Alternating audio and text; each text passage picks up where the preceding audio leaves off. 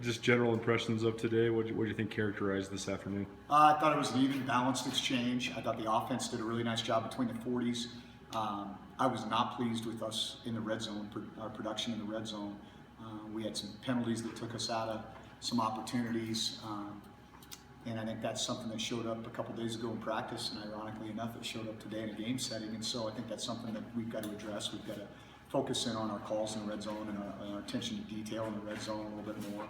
I thought that defensively we rose up in the red zone, and so it's always that double-edged sword. I thought we gave up some yards, but our kids really tightened up things in the red zone. I thought that a lot of the young kids that got an opportunity to play did a nice job. I thought Josh Hill was one of the kind of the younger guys that I thought stood out with the 2s and 3s, did some really nice things. He's playing some multiple positions right now, so I was pleased with Josh's performance. It was fun to see Lewis Kidd, get an opportunity to play extended snaps. Both Michael Jobman and Kyle Finch, I think those two guys are going to be really, really good football players, and they had some moments today that were really impressive. And so that was good to see. In the back end, Jacob Hadley made a bunch of plays today. And it's just interesting how football players kind of play football. And for him to be able to, really as an infant, so to speak, in a position that we've got him playing right now, to see the way he responded and kind of stepped up, that was really, I really enjoyed seeing that. And on the offensive side, there's been a lot of talk about Kevin Cassis. He maybe wasn't as productive today. I thought Carl Tucker had a really good day. And sometimes it's just, how the coverage is set up and who the ball's going to. But I thought Carl did some good things today. Keon Steffens had a good day. I thought Camden Brown, when we had our chunk of young guys playing, really operated the offense well. But a guy that stood out without a question was Chris Mooney. He's got a different skill set.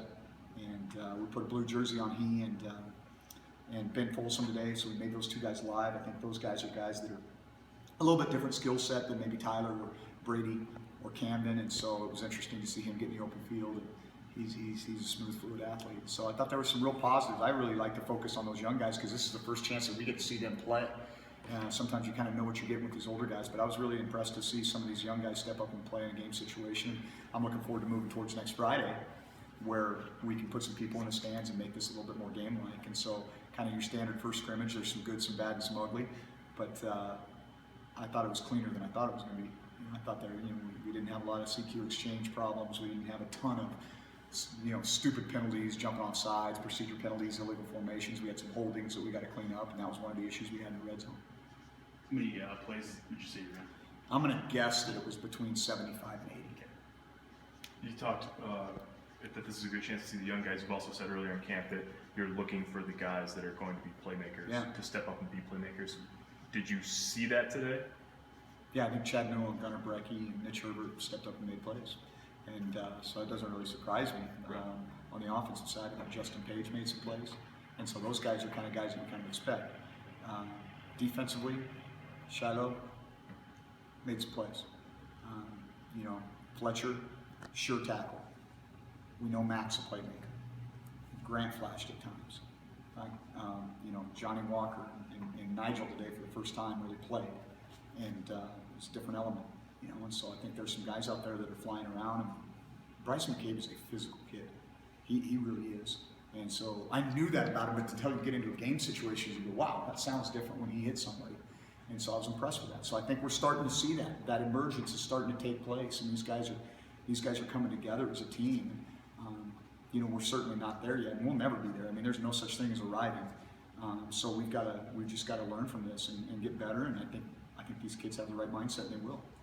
You talked about wanting to have a controlled environment today. Did you get what you wanted out of that aspect I really of it? did. Yeah. I thought it was good because there was no pressure like we got to keep this rolling. It's like, hey, do we got enough plays or not? All right, let's scratch this period. Let's move this. I thought it was good, and I thought it allowed, I think, our coaching staff. I mean, first thing that happens is we go out there and the headphones don't work. Okay, so what are we going to do? We're going to cancel the scrimmage. Right. So we got to adjust, and it's not just the players that have to work through adversity. Sometimes we've got to be able to do that and keep our poise. And so I was actually happy it happened. And it was like, yeah, no big deal. We'll figure it out. Let's go. And so I thought that was good. And so hopefully we can have that worked out by next Friday. We can actually have headphones and simulate a game situation. And so, there's some things that you can control and there's things you can't. You got to stay in your lane and just do your job. And so I thought there was a lot of good things for us in terms of just being able to compartmentalize the situation, focus on that, not worry about any of the outside distractions, and just go. And so, but I think it's time for us. Next Friday, it's going to be time for us to get into a game environment. Is this a pivot point of camp, or is Tuesday a pivot point, or both? How do you view sort of where you are right now in the process? Yeah, we got a long way to go. And that's the thing you realize when you look at the calendar, right? You're like, oh, are we halfway? Nope, we're not halfway there. And so I think even the kids are thinking that, you know. So I think the pivot point is that second scrimmage to me. Yeah. I mean, that's where okay, you know, we got all this stuff in. We're kind of starting to get into, you know, a little bit of an identity. And you get to that second scrimmage, you really evaluate your personnel, and then you've got to start moving forward a little bit like it's, you know, you're moving towards game week a little bit. So because we're going to give those guys a day off that week, and there's just some things that are going to happen. But I think that the pivot point, as you said, is probably more the second scrimmage. Is this the spot though where, like Tucker was saying, you can see some things on film that are different than practice? So it seems like it's maybe refreshing for the guys to have something look different to look at. No question. I mean, you know, Coach Armstrong's not standing by the line telling them the protection, so we got that down. And, you know, I mean, so that's the biggest thing. When you take the coaches out of it, they're on the sideline. The guys got to figure it out between the white lines themselves, and that's the way it's going to be on Saturday in the fall. So I think that's probably the biggest difference. You start to see who the guys that are going to rise up. Okay, all right, offense gets a play. All right, who's going to step up on defense? You know, and that's what you're looking for. From like a big play standpoint, explosive play standpoint, would you say that the offense had its fair share? You know, I mean, when you talk about ones-on-ones, that didn't really happen. There were some guys in the back end. You know, I mean, Camden, I think, hit a post to JP or whoever he hit it to. Actually, it was Carl Tucker, wasn't it? Yeah. And then, you know, we had in the last red zone period. I mean, Tyler threw a ball to JP in the back of the end zone. He made a big play. It was tight coverage. I actually thought it was going to be intercepted, and Justin made a great play on the ball. You know, I just didn't see that. I didn't see, you know, with the exception of maybe some rookies out there that are in the wrong spot. There were some, you know, blown coverages with the young guys, but you know, that's to be expected. I thought we were in where we needed to be to make plays, and we're competitive and not 100% assignment sound, but we were in the area code for sure. You gain any clarity with some of your various position battles that are going on? Yeah, you know, it's. I think today did more to. Right. You know, it's going to be interesting to watch the film because in my mind, I'm sitting there going, well, maybe that guy, you Right. know. And so sometimes it muddies the water more. You know, it's like maybe you add a guy to the mix because a kid Right. steps up, and so. You know, that's probably one of those deals where we got to watch the tape and figure out exactly who's doing what they were supposed to be doing, not just guys running around doing something. As Nigel's worked his way back into shape, was he able to play a lot today? He didn't play a ton. I think he probably had 20 plays. And that was kind of, I asked Coach Alexander, I said, what's he going to do today? And he goes 20 to 25 plays. And I'd say he was in that ballpark. You mentioned Jacob Hadley. You know, 6'6". Is that big for a safety tradition? Yes, it is. It's a large safety. Yes. So why do you have him slotted there? What does he bring to that? Because he's got unbelievable ball skills and range. You know, I mean, is he going to have quick twitch out of the break? Probably not, because he's a long-levered guy. But the guy, I mean, you know, you watch him play receiver. You watch him play basketball. You know, he's got really good ball skills and he's got tremendous range. And so you put him in the post, or even at the line of scrimmage, he's eating up a lot of space. I mean, he's as long as this table when he starts spreading his arms out, and that's a good thing. And so I think, and the other thing, you know, I'll tell you what I remember about Jacob. Sitting in Billings Central Catholic High School, second or third day I was on the job. Kane and I went over there to see some guys. Went over to see Michael Job and sat down. And the first question I asked him was, "What do you love about football?"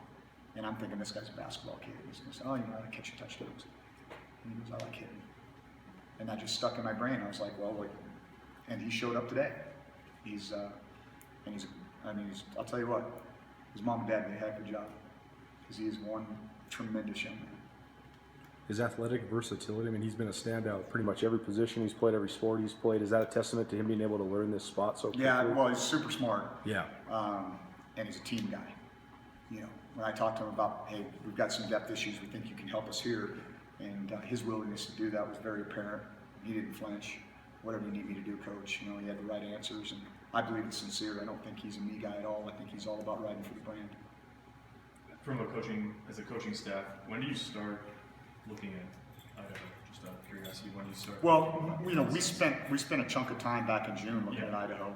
So we kind of do our pre-scout, we get our notes, and then those are really valuable because when you come back to those bonus days, so we'll have like a bonus Tuesday, bonus Wednesday, where we're really practicing how we're going to practice in season. That comes after our roll call meeting. So we divide up into, these are the guys that are going to be on the service teams, these are the guys that we think are going to be our travel guys, and then you have a Tuesday and a Wednesday practice where you do that. And those are heavy Idaho days, obviously, because those are kind of bonus days for us to game plan for them. And that's where those notes from the summer become so valuable because you go back and you go, yeah, that was my initial impression. Do you still feel that way, or is it different? And I think that helps get you ahead a little bit when you do that with our first 3 opponents. Did you get out of here relatively healthy? Yeah, I need to talk to Rob. We had a couple guys that I noticed didn't come back in, but I'm not exactly sure what their status is until I talk to Higgsy. Defensive leaders, I know you and Ty both talked about you wanting some guys to rise up. Did you see anybody today that rose up? I thought Fletcher did. Yeah. I did. I thought he did. I thought Tucker's been doing a great job. We kind of rested him today a little bit. He and JP are guys that kind of got some nagging things, and we just want to make sure they're fresh and healthy. But I think Tucker's been doing a really nice job. Zach Wright is a kid that I like a lot. I mean, I think he's just got that grit to him. He's just got Texas tough, and he's a really competitive kid, and so in his own way, I think he provides a lot of leadership for us. Bryson McCabe and Kahari Garcia, we've talked about them. So I think we're starting to see those guys start to kind of emerge a little bit. Mac's not a vocal guy, but I think there's a lot of guys out there that would like to be Mac. Because he exemplifies a lot of the things that we're about here. And tough playmaker. Why the later practice tomorrow night? You moved it up to. I started thinking about that the other day. It's funny because I bet that's the schedule that we do is version 725.0, right? I mean, you obsess over it, and you go through it, and then you get into camp, and you're like, the flow of this, I don't like that. I thought it was just better for us to get these kids in and roll them out, get them a light lift in the morning, let them sleep in a little bit, and then I thought we'd get more out of them in the afternoon. Just looking at it, I was like, I didn't want to be mad at them because they were sluggish in the morning coming off a scrimmage when I could completely control that. And so we get them going a little bit, get their blood going a little bit, roll it out, get the lactic acid out, get in and see Higgsy, and then, all right, let's go to work. And so I just thought, I don't know, I just have those moments at 3 o'clock in the morning where I'm like, all right, we're going to change the schedule. I guess that's what I can do now as a head coach.